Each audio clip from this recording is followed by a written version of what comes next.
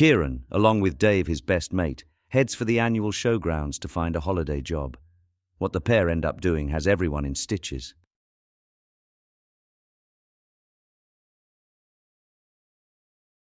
Chapter 12.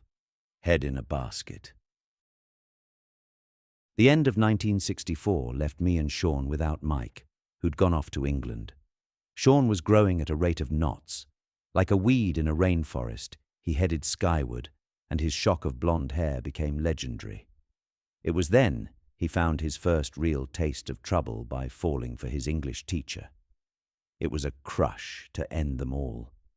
He could be seen lurking about near the school theatre. I was still a bit wet behind the ears, so girls were a little way off. Instead, I just went off with Dave and Barry. Every year, a Romany circus came to the local showgrounds. That year, Dave and I decided to try and get a job on one of the stalls. There was a tent with a sign asking for casual workers, so in we went to try our luck. "We'd like to apply for the job," I said in my best King's English. The guy looked us up and down. Maybe we were a bit fresh for him, but he sat us down and explained what job he had in mind. "We need a head," he said, "and someone to introduce it." Dave and I looked at each other. A head. The head's name is Ben Ali Chad. He is a man who has been born without a body, he explained.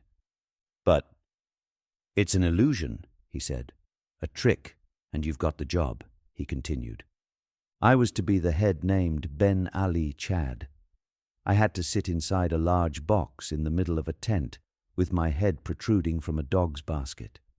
Inside the basket was a silk blanket, and in front of the box was a strategically placed mirror, which to the audience reflected a curtain directly in front of them. An exact same curtain some feet behind the box gave the illusion of a seamless curtain, and hence my turban-clad, bearded head appearing suspended in this basket. "Ben Ali Chad," the signs boldly announced. "1 kwacha to see the amazing head without a body." Dave's job was to introduce me. There were long queues to see this phenomenon, and only a dozen or so were allowed in at a time. Dave was dressed up like Ali Baba, and he bowed and spoke with an Indian accent, like a market trader. "Oh, blimey," Dave chortled, wobbling his head. His accent was laughable. "Come inside to see the magic." Everyone stared, amazed by Ben. I had to keep completely still, but every so often had to lick my lips or turn slightly to shock the onlookers. Occasionally, Dave's eyes would meet mine, and it was all we could do not to burst out laughing. It was over 40 degrees in there, and sweat trickled down my face, and I itched like crazy. The whole shebang came to a crashing end when at one stage a boisterous crowd was in. People were actually ready to believe this weird show.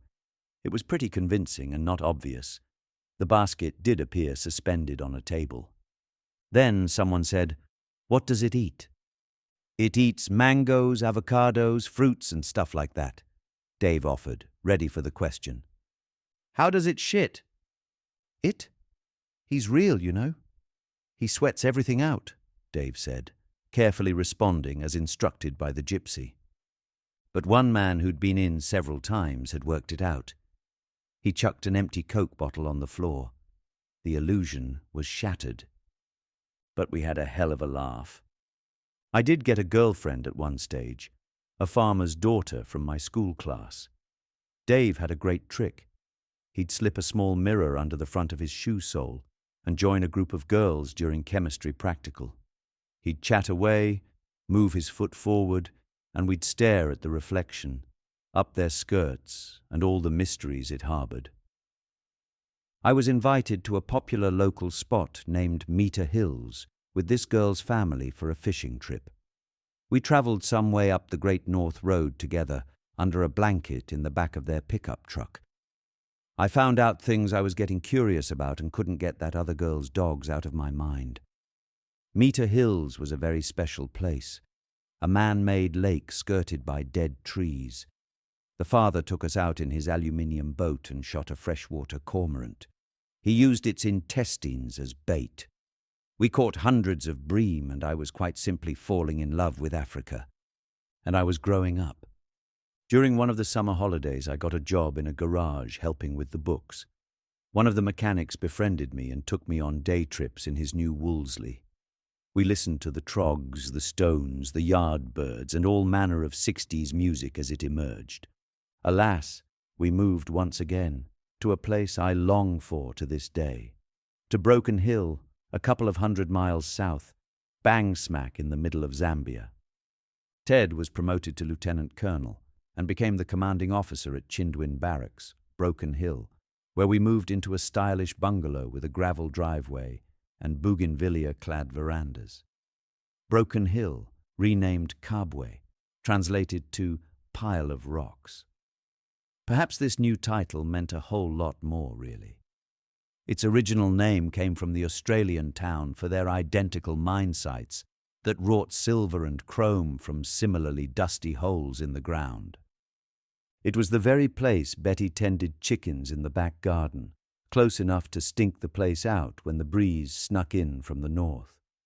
It was Ted's idea that Betty should keep chickens. Maybe a dozen or so, he suggested. How my long-suffering mother managed to end up with an enterprise of over 2,000 chickens escapes me. She knew nothing about animal husbandry and ignored the dirty great roosters that roamed about, jumping the hens and fertilizing the eggs. The locals used to queue up for eggs and pensioned-off roosters as Betty, fag hanging out of mouth, sat collecting crumpled notes. This, the lady with remarkable prose.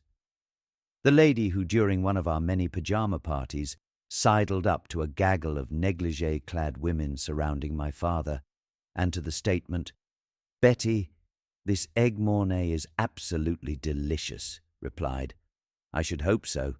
Ted's been out shagging the chickens all afternoon." My mother had class.